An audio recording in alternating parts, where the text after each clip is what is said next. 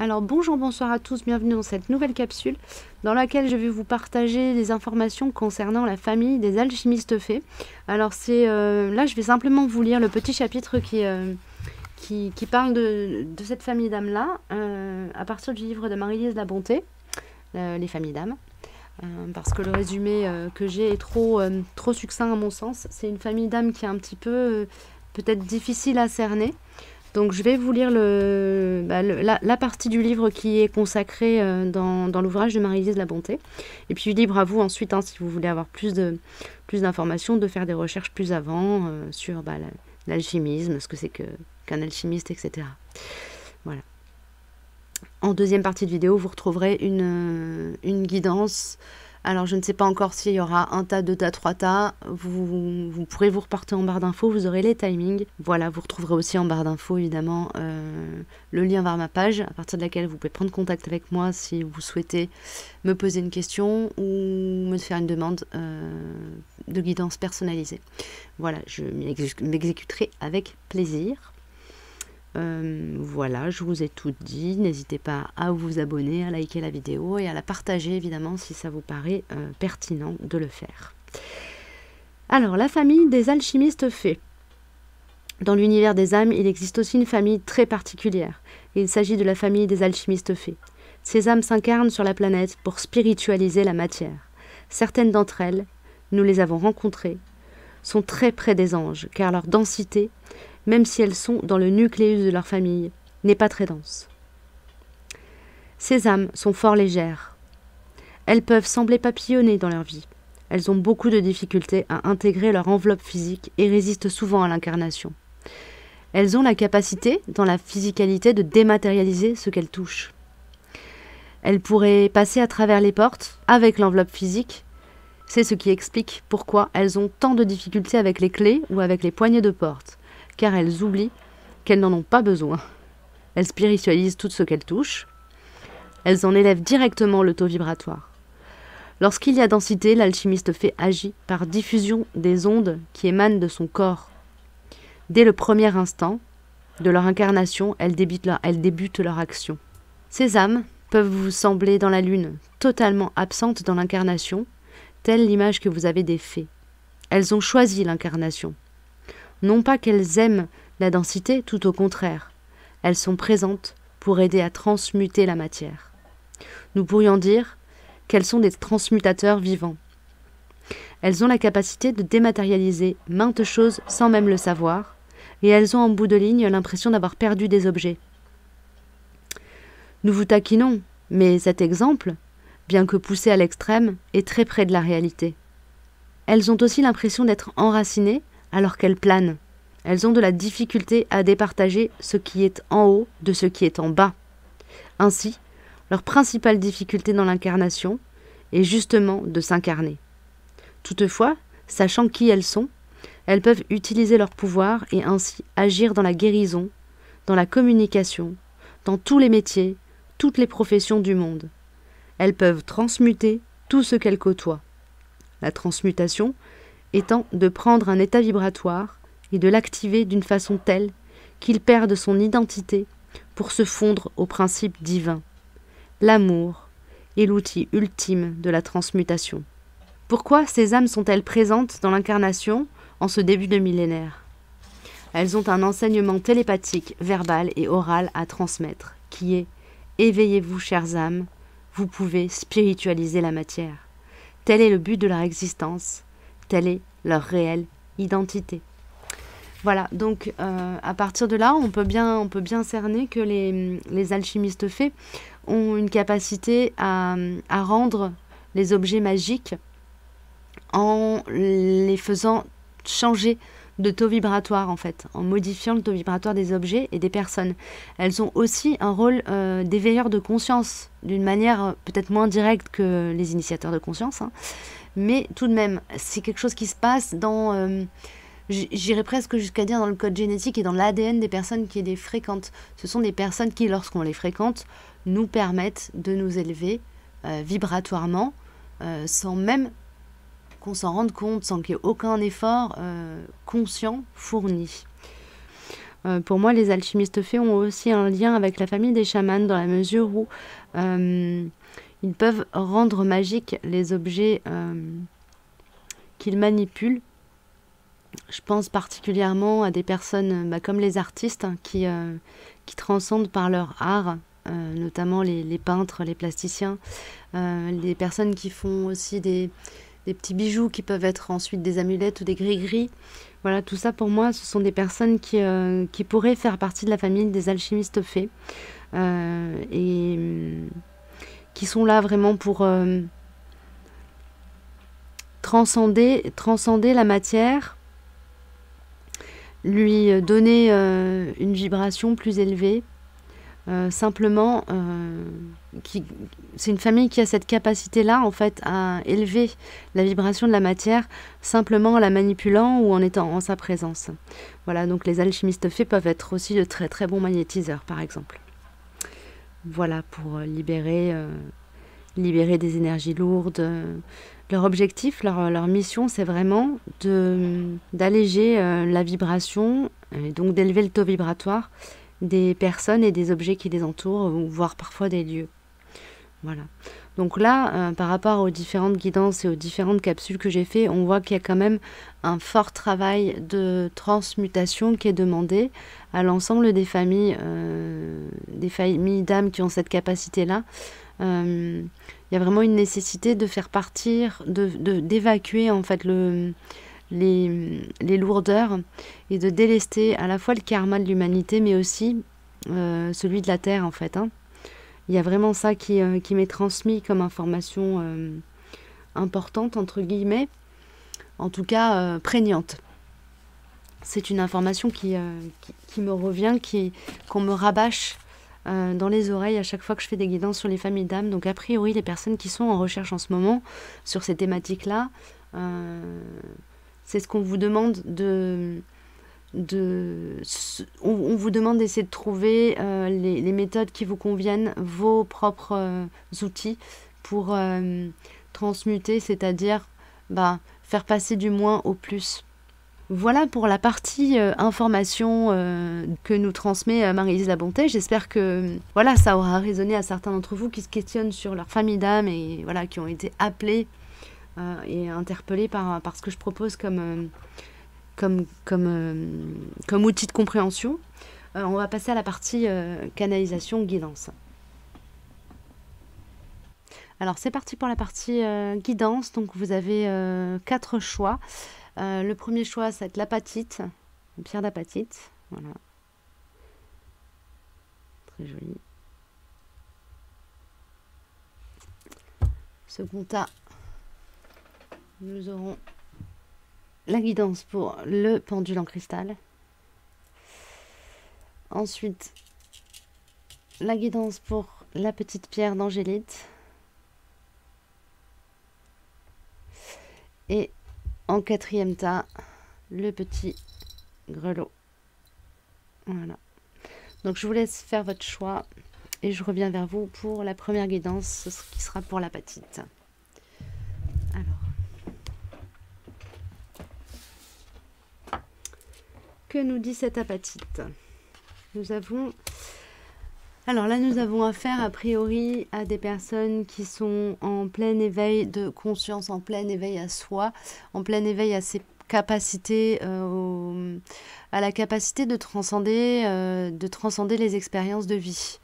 Il y a de ça. Donc vous êtes peut-être au sortir d'une situation compliquée, en train de justement transmuter une difficulté ou de passer au travers de vagues que nous envoie la vie, d'un tsunami.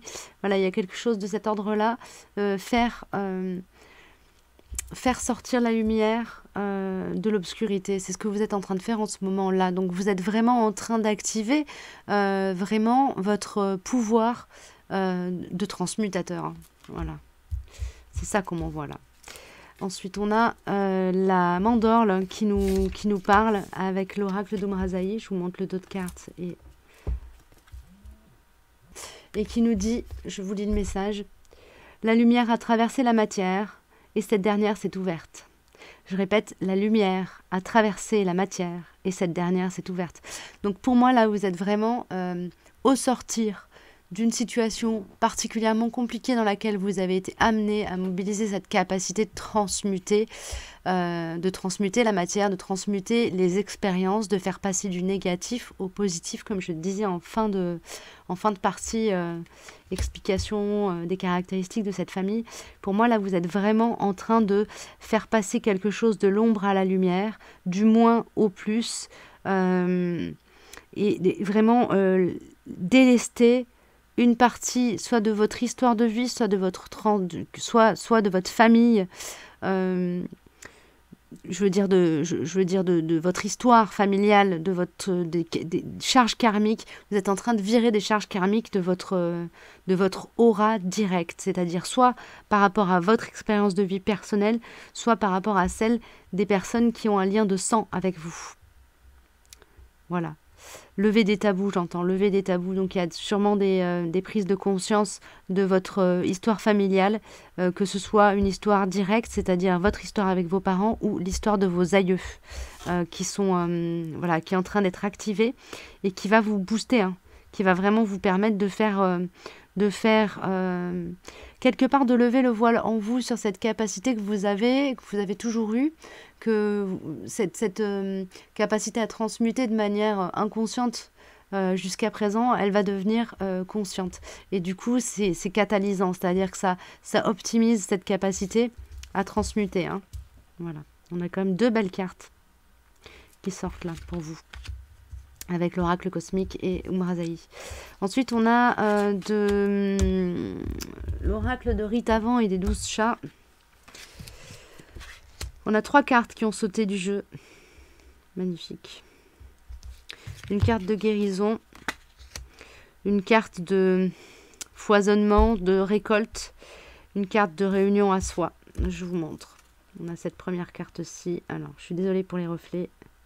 Je pense que comme ça, ça le fait. Voilà, donc on a cette première carte. Le double lumineux. Il est possible que vous soyez rentré en connexion avec une personne qui a un fort lien d'âme avec vous, que ce soit une âme sœur, une âme jumelle, un jumeau cosmique, un rayon gémellaire. Il est possible que vous fassiez en tout cas des rencontres avec des personnes comme ça qui vous permettent d'être encore plus, en fait d'être vous, mais en haute définition, d'accéder à la fibre. Je suis désolée pour l'image, d'accéder à la version 4K de vous-même en fait, hein, Ultra HD. Et donc à voir aussi avec beaucoup plus de discernement les jeux d'ego autour de vous, et de percevoir aussi comment dans votre vie, dans votre matérialité, les choses se manifestent pour vous faire travailler, prendre conscience de votre pouvoir de manifestation et vous renvoyer à votre souveraineté. Il y a cette notion-là. On a l'aube du passage. Donc on a cette idée d'être sur un seuil, d'être en train de passer un sas vibratoire. Voilà. Donc là, la famille des passeurs pourrait être mise à contribution. Voilà, des gens autour de vous qui font partie de cette famille d'âmes-là peuvent peut-être se rapprocher de vous pour vous aider à passer ce cap-là. N'hésitez pas à faire appel aux personnes autour de vous qui sont prêtes à vous épauler dans cette période qui n'est pas forcément inconfortable ou douloureuse, mais qui peut être un petit peu compliquée dans la mesure où c'est comme si vous étiez en déséquilibre. Ça ne veut pas dire que vous êtes déséquilibré, ça veut juste dire que vous êtes dans une phase où si on souffle un peu trop fort sur vous, vous pouvez vous casser la figure plus facilement. Je suis désolée, je vais mettre en pause. Alors, veuillez m'excuser, on reprend. Donc, il y a cette notion, cette idée de ne pas hésiter à prendre appui sur les passeurs de votre entourage qui pourraient vous aider à passer ce cap-là, qui pourraient vous permettre de trouver et de mobiliser des ressources en vous et autour de vous. Il y a une notion ensuite d'accéder à une forme d'abondance, voilà, avec le bouquet de la Vierge. Une abondance qui émane d'une énergie neuve, d'une énergie remise à zéro, complètement purifié, épuré. Voilà, donc là pour moi, vous êtes en phase d'épuration. Il y a des choses que vous êtes en train de nettoyer, que ce soit sur vos liens, sur vos liens dans vos familles, en transgénérationnel, en histoire karmique, en karma, en nettoyer le karma. Il y a vraiment de ça. C'est comme si vous faisiez la lessive là. Vous êtes en train de nettoyer, d'enlever, et donc c'est le début du travail. Vous allez vraiment vous alléger. Il y a comme un appel du pied, un appel de la vie qui vous dit oh là c'est l'heure de se réveiller.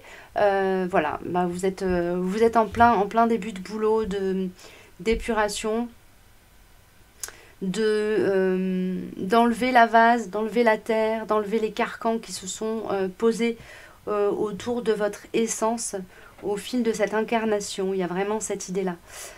Très bien. Et ensuite, on a la régénération. Donc oui, c'est ça.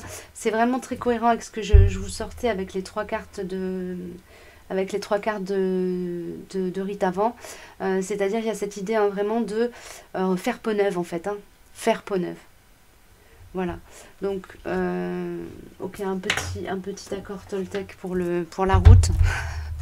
Un petit conseil des accords Toltec pour la période qui s'ouvre. Vous pouvez vous sentir extrêmement perturbé, chamboulé, et pourtant avoir des ancrages autour de vous, des personnes qui soient vraiment des ancres et des phares. N'hésitez pas à aller vous lever en leur sein et aller vous mettre à leur contact. Ce sont des gens qui ont de l'énergie à vous partager, qui peuvent faire partie aussi de votre famille d'âme, c'est-à-dire des alchimistes faits, mais qui sont un pas en avant sur vous par rapport à leur propre développement et à leur propre mission, qui sont déjà peut-être un petit peu sur leur voie, et qui pourront du coup vous éclairer à partir de leur propre expérience et du propre développement qu'ils auront fait d'eux-mêmes. Je m'engage à diffuser la joie et j'accepte de la recevoir. Je choisis, c'est comme si vous invitez vraiment à ouvrir la porte avant et la porte arrière de votre maison. Celle qui donne sur la rue et celle qui donne sur le jardin. Sur le jardin intérieur, le jardin intime. Il y a une idée, voilà, de rentrer dans la fluidité de communication énergétique. J'espère que c'est clair ce que je dis là, que c'est pas trop, que ça vous paraît pas trop flyé. Mais en gros, l'idée c'est vraiment d'ouvrir la porte avant pour pouvoir diffuser, donner là au niveau de l'espace du cœur, ouvrir l'espace du cœur et l'ouvrir aussi, l'ouvrir par l'avant et par l'arrière de manière aussi à pouvoir recevoir. Et c'est pas forcément recevoir des autres ou des situations, mais c'est recevoir de l'énergie à partir de l'énergie du monde. C'est-à-dire il y a une idée d'être en connexion avec l'énergie cosmique et le cœur ouvert pour pouvoir diffuser cette énergie-là qui est l'énergie primordiale, l'énergie essentielle, l'énergie d'amour universel qui est l'énergie à partir de laquelle tout peut être transmuté, comme il est dit dans le livre de Marie-Lise La Bonté. Et vraiment, cette vérité-là, je la partage. Voilà. Je cesse de vouloir être parfait. Voilà, accepter le fait que vous puissiez être quelqu'un de maladroit, quelqu'un qui se perd facilement, qui a du mal avec la droite et la gauche. Dans les profils, dans la description de cette famille d'âmes, Marie-Lise La Bonté parle de difficultés avec le haut et le bas, ça veut dire aussi avec la droite, la gauche. Moi, ça me résonne par rapport aux personnes qui ont des difficultés du type qui sont dyspraxiques, par exemple. Vous pouvez tout à fait faire partie de cette famille d'âmes-là et avoir ce genre de difficultés-là. C'est comme une entrave à votre... c'est comme si vous étiez incarné avec les lacets attachés, quoi, quelque part. Et là, on vous demande d'être bienveillant vis-à-vis de vous-même et de bien comprendre qu'effectivement, comme vous avez les deux lacets attachés, bah, c'est difficile de marcher. On ne peut pas taper un 100 mètres aussi bien que quelqu'un qui a des grandes jambes et des bonnes baskets. Voilà. Je cesse de vouloir être parfait. N'est-ce pas le plus grand mensonge de l'humanité ? Pourquoi vouloir continuer à être un fantasme qui n'existe pour personne et qui me rend malheureux ? Je vous lis le petit cartouche de la première carte qui est sortie. Je m'engage à diffuser la joie et j'accepte de la recevoir. Je choisis de répandre des informations uniquement positives. Je fais l'expérience de ne lire que les bonnes nouvelles. J'apprends à poser mon regard sur ce qui me donne le plus de joie et j'en fais part à mon entourage. Voilà, donc là, on vous demande clairement de commencer à rentrer dans votre mission de transmutateur. Hein. Voilà, mais écoutez, j'espère que cette petite guidance vous aura parlé. Je continue sur ma lancée. Je vous dis à très bientôt si vous quittez la vidéo ici. Prenez bien soin de vous. Et puis, n'hésitez pas à me faire des retours hein, en commentaire ou en m'envoyant un petit message par l'intermédiaire de ma page web. Voilà, à bientôt. La guidance pour les petites alchimistes et les petits alchimistes qui ont choisi le pendule en cristal de roche. Qu'est-ce qu'on me dit pour vous? Avec l'oracle cosmique, on me parle de la compassion. L'énergie de compassion est celle qui va vous permettre à vous de rentrer dans votre mission. Sauveur, j'entends sauveur, donc vous avez peut-être une mission d'aide et d'aide et de solidarité. Il y a quelque chose comme ça, et en montrant à certaines personnes que des actes de pure solidarité gratuits, sans attente derrière, peuvent être faits à leur égard. Vous allez leur permettre d'élever leur taux vibratoire en reprenant confiance à la fois dans la vie, dans le destin, dans le monde, dans l'humanité. Fraternité qui nous sort avec Umrazaï. Alors je ne l'avais pas regardé, hein, c'est vraiment comme quoi la guidance est claire. Ensemble, servir la naissance d'une nouvelle ère. Donc là, on a une idée voilà, de contribuer à élever le cœur et la perception du monde d'un grand nombre de personnes autour de vous, de personnes qui ont eu cette perte de foi pour une raison ou une autre. Par rapport à des accidents de la vie, qui se sont retrouvés dans des difficultés, des personnes précaires, des personnes qui ont subi des violences, des gens qui ont besoin vraiment de voir leur cœur réchauffé par des actes de pure générosité. Voilà. Donc par contre, pour vous, le message d'alerte, c'est aussi attention au complexe du sauveur. N'attendez pas en retour d'être récompensé de quelque manière que ce soit, parce que vous ne faites que votre devoir. Ouais, restez humble par rapport à la place que vous occupez vis-à-vis des personnes à qui vous apportez votre aide, votre soutien, de quelque manière que cela se manifeste. Et ensuite, nous avons le chat vierge de la maison 6 qui sort, qui me parle d'un certain confort matériel. En fait, ça me parle d'un confort plutôt alors c'est matériel, mais c'est plutôt de perception à l'intérieur de soi, comme si le fait de rentrer dans votre mission de vie vous allégez au niveau de l'espace du cœur. C'est comme si vous aviez un déclic en vous rendant compte que le fait de prendre votre place, qui est la place juste, et en plus qui est à prendre, c'est-à-dire qui est disponible pour vous. Pas besoin il y a une idée de ne pas avoir besoin de se battre pour prendre cette place, car elle est la vôtre légitime. À partir du moment où vous faites un pas pour rentrer dans cette place-là, tout se pousse, tous les obstacles s'écartent pour que vous puissiez rentrer sur cette mission-là et être relié avec votre moi supérieur. Donc obtenir une vision plus claire de ce qui vous convient, de ce qui ne vous convient pas, et avoir une vision plus claire aussi des projets dans lesquels vous pouvez vous engager. Il y a une idée comme ça de vision claire et de connexion à son moi supérieur, et aussi de trouver sa place dans le monde, de trouver sa place, et d'incarner sa mission avec toute la légitimité qui en découle. Du côté de l'oracle de la nature sauvage de Kuan Yin, nous avons « Abandonne-toi, sœur sensible, laisse la lune te mouvoir ». Donc là, on vous parle de vous laisser aller à votre intuition, de vous laisser porter par les élans de votre cœur, d'avoir confiance d'avoir confiance en votre capacité de prendre les bonnes décisions, faire les bons choix, aller sur les bonnes routes, et d'avoir confiance aussi dans la route qui va se dérouler face à vous, et sur laquelle vous allez commencer à marcher. Plus vous allez avancer sur cette route-là, plus il y aura de sérénité, et plus vous vous sentirez légitime. Okay. Et solarité, on a la solarité qui sort avec l'oracle chamanique. Et donc là, ça me parle clairement de trouver sa place, d'incarner qui l'on est et de manifester son plein pouvoir, sa souveraineté. La solarité, c'est le chakra du cœur, c'est le chakra du plexus solaire aussi. Donc c'est le fait d'être dans l'action et dans une action alignée.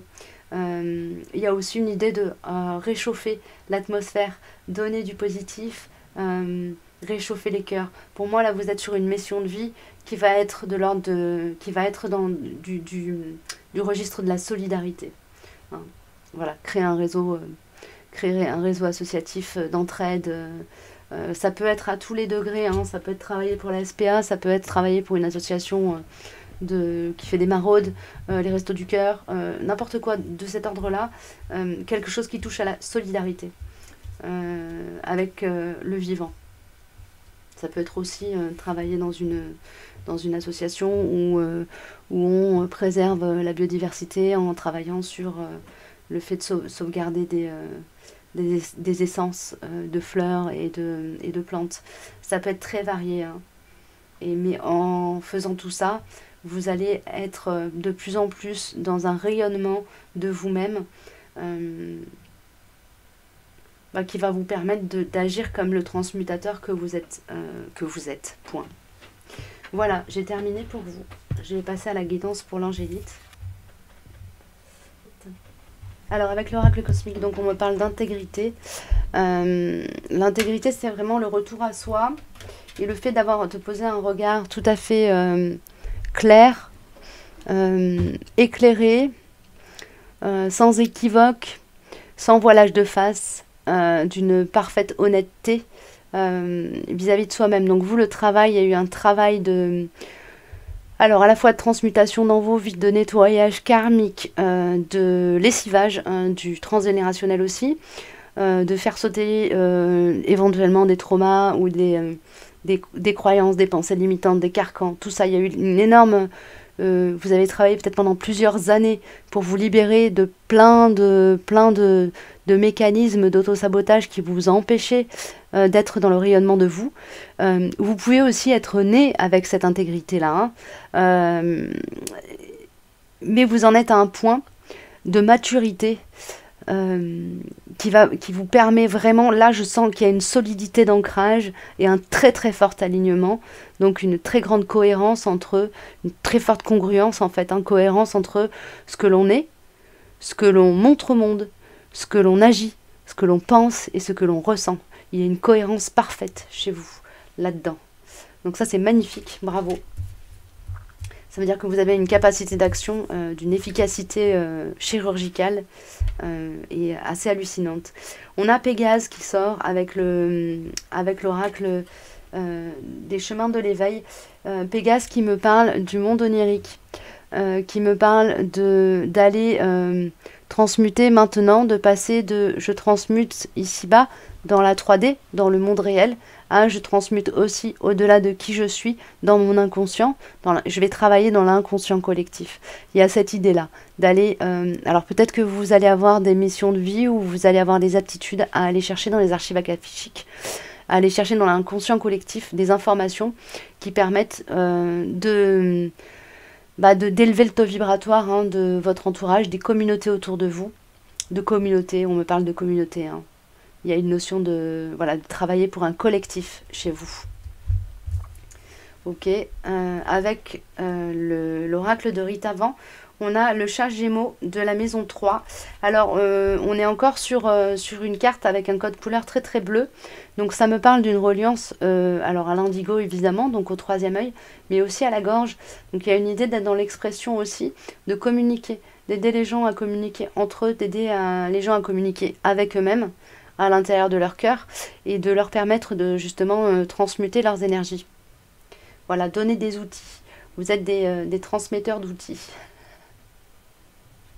Vous avez ce rôle à jouer qui est non négligeable, hein, d'aller excusez-moi, d'aller permettre aux personnes qui vous entourent ou qui viennent vous solliciter, je ne sais pas si vous êtes par exemple thérapeute ou vous vous engagez sur une route de thérapeute, d'aider les gens à aller discuter avec la part magique en eux, apaiser leur contentieux intérieur, c'est ce qu'on m'envoie. Voilà, vous avez une capacité à faire ça. Et donc, en aidant les gens à apaiser leur contentieux intérieur, vous les aidez à lisser leur énergie, hein, et à revenir dans quelque chose de plus léger, de plus brillant, de plus élevé au niveau vibratoire. Okay. Avec la carte de l'oracle de la nature sauvage de Kuan Yin, on a « Elle dompte en lâchant le bâton et la corde ». Il y a cette idée de rendre aux personnes avec qui vous êtes en relation leur souveraineté. Vous leur montrez, alors ça peut être plein de manières différentes, mais notamment en vous exprimant, en étant libre, en montrant à quel point vous êtes un être qui jouit d'une grande liberté d'être et d'agir et qui s'autorise à être extrêmement authentique, et là on en revient à la carte de l'intégrité. Vous permettez à certaines personnes qui s'entravent de lâcher certaines limites qu'elles ont, qu'elles s'auto-appliquent entre guillemets, des chaînes qu'on s'enroule autour de soi, soi-même comme des grands, parce qu'on pense que, parce qu'on se dit que. Voilà, donc vous libérez les personnes qui vous entourent, vous les libérez du regard extérieur. Vous leur montrez qu'on a le droit d'être comme on est et que c'est pas très grave de ne pas faire l'unanimité. Il y a cette idée-là. Et avec l'oracle chamanique, on a un côté obscur. Donc il y a une idée aussi de permettre aux personnes qui vous entourent de faire la paix avec leur part d'ombre. Voilà. Donc de rendre le côté lumineux plus fort. En ne se laissant pas envahir, mais en acceptant cette part que chacun a en soi, de moins brillante, de moins lumineuse, cette partie peut-être qui peut être abîmée. Il y a cette idée-là, comme ça, de permettre à chacun de faire la paix avec soi-même. Et ça peut être aussi avec des personnes qui ont été toxiques, nuisibles, etc., et permettre à chacun de voir le positif dans l'aspect, dans les difficultés, entre guillemets, dans le négatif, dans les expériences qui n'ont pas été forcément les plus lumineuses, leur apprendre à voir la lumière partout en fait. Vous avez cette capacité-là à partager, à donner un regard enthousiaste et joyeux sur toutes les expériences. Ça, c'est une grande force qu'on peut vous envier, vous jalouser, mais vous avez cette capacité à vous dégager complètement du jugement extérieur. Alors vous, les 4 accords Toltec, vous maîtrisez, hein, je ne fais pas de suppositions, je fais de mon mieux, j'agis et je pense avec discernement, j'ai une parole impeccable. Voilà, tout ça, vous maîtrisez parfaitement, vous ne donnez pas prise aux personnes qui posent des jugements sur vous, vous êtes juste libre. Ça peut en crisper certains, ça peut même parfois créer des situations où les gens réagissent avec beaucoup de violence vis-à-vis de vous, mais en fait ça glisse sur vous, c'est complètement dingue quoi. Donc voilà, on vous conforte dans cette idée que vous avez cette capacité-là, juste en rayonnant votre propre liberté d'être, de libérer les autres de leurs propres entraves. Vous n'avez rien d'autre à faire qu'à être. C'est magnifique ça. Alors on va passer à la guidance suivante. La guidance des petits grelots, enfin du petit grelot. Alors voyons voir ce qu'elle nous dit, cette guidance du petit grelot. Avec l'oracle cosmique, on a la carte transformation. Donc vous êtes en pleine phase de transformation, transmutation, éveil, réveil, changement de vie, déménagement. Enfin voilà, il y a du mouvement dans votre vie. Donc vous avez cette Vous êtes dans cette phase-là de changement. Ça peut être à l'intérieur de vous ou dans votre matérialité. Mais il y a une idée comme ça d'être vraiment dans une phase papillon qui sort de sa chrysalide. Voilà, c'est très très beau. Cette carte est très belle. C'est aussi une carte de guérison et de transmutation. Hein. On a la délicatesse qui sort avec Umrazaï. Le corps en extase, l'âme en émoi, le cœur en joie. Elle appelle la poésie de l'esprit. Ça me parle éventuellement peut-être de découverte, de rencontres amoureuses, de découverte de l'énergie amour en soi, de reconnexion avec l'amour de soi. Mais d'une manière très, très profonde, très puissante, très solide. Voilà, c'est une guérison du cœur qui peut s'opérer aussi et qui s'opère de manière qui sera du coup un acquis pour la vie entière. Un acquis pour la vie entière, c'est magnifique, j'en ai presque les larmes aux yeux. On a le bouquet du bélier, donc on a cette notion aussi à partir de là, rentrer en capacité d'agir, rentrer dans une capacité d'action. Il y a une idée de soigner l'énergie amour dans les gens qui sont autour de vous et en vous. Alors évidemment, ça commence par soigner l'énergie amour en soi, parce que c'est la meilleure manière qu'on puisse... c'est le meilleur chemin qui permette d'ensuite partager et transmettre des outils. Une fois qu'on a fait la route, on peut expliquer à chacun comment ça se passe et comment on peut la faire, comment nous on l'a fait et qu'est-ce qu'on a trouvé comme outil, comme ressource. Donc là, vous êtes là un petit peu plus là-dedans. Dans cette idée d'aider les gens à réunir aussi les parties d'elles blessées. C'est un travail qui est très chamanique, ça. C'est d'aider les âmes à se retrouver, de reconstituer d'aller chercher les parties d'âmes traumatisées qui se sont dispatchées dans l'univers. Alors j'espère que ça va vous parler, ça, parce que c'est vraiment quelque chose qui parle aux personnes qui ont des notions en chamanisme et en trauma. Mais il y a vraiment cette idée d'être en capacité d'aider les gens à se réunir à eux-mêmes. S'unir, se réunir à eux-mêmes. Ok, et ça se fait, pour le coup, tout à l'heure je parlais de pouvoir partager, donner des outils, etc. Ça se fait au niveau énergétique, c'est-à-dire qu'en étant en présence de quelqu'un qui a subi un traumatisme et qui du coup a une partie d'elle à laquelle elle n'a pas accès, juste en étant dans sa présence, vous activez une capacité d'auto-guérison en cette personne-là qui va lui permettre de se réunir à elle-même. Vous avez un travail entre guillemets, prise de terre. Ouais, prise de terre chez les personnes traumatisées. Donc, il est possible que sur votre route, vous croisiez beaucoup de personnes qui ont eu des difficultés dans la vie, des animaux blessés, enfin, voilà, un peu le complexe du guérisseur, entre guillemets aussi, c'est-à-dire avoir tendance à toujours voir venir autour de vous des personnes abîmées par la vie. Voilà. La princesse au coquelicot nous sort avec, je comprends pourquoi on m'avait demandé de garder le livret dehors, nous sort avec la carte de l'oracle de la nature sauvage de Kuan Yin. Je vais regarder dans le livret le message de cette carte, le livret. Alors on m'a dit de le laisser dehors, je l'ai sorti, mais je sais pas où je l'ai mis. Il est là. Alors, la princesse au coquelicot, il est magnifique ce jeu. Il est magnifique, je l'adore. Il sort pas souvent, mais il est d'une puissance, ça dépote. Hein. Alors, l'oracle de la princesse au coquelicot apporte un message. Le passé est bel et bien derrière vous. Même si parfois vous bataillez pour vous sentir libre de ce que vous avez été autrefois, soyez assurés que le pouvoir que le passé a pu avoir sur vous est en train de toucher rapidement à sa fin. Il se peut que des souvenirs s'élèvent, agréables ou douloureux, mais la charge émotionnelle dont ils sont porteurs s'estompe. Et bientôt, elle ne se réduira plus à rien. Voilà le petit message pour vous de l'oracle de la nature sauvage de Kuan Yin.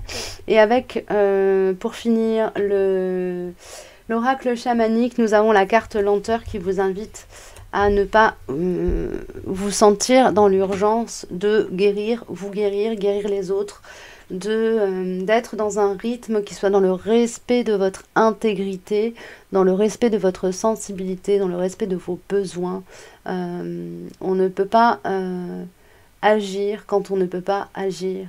On a tous des limites en tant qu'être incarné. Soyez indulgents avec vous-même et laissez-vous le temps aussi de finaliser les transformations que vous avez peut-être déjà initiées, mais qui ne sont peut-être pas encore complètement opérées à 100%. Voilà, donc on vous dit de ne pas vous presser, qu'il n'y a pas d'urgence pour vous. On vous rassure. Voilà, bah écoutez, j'ai terminé pour cette vidéo. J'espère que ça vous aura apporté quelque chose, aidé de quelque manière que ce soit. N'hésitez pas à me faire un petit, voilà, un petit commentaire si ça vous a parlé, m'envoyer un petit message si vous avez un partage à me faire suite à ce visionnage. Et évidemment, à partager, liker et blablabli et blablabla. Voilà, je vous dis à très bientôt. Prenez bien soin de vous.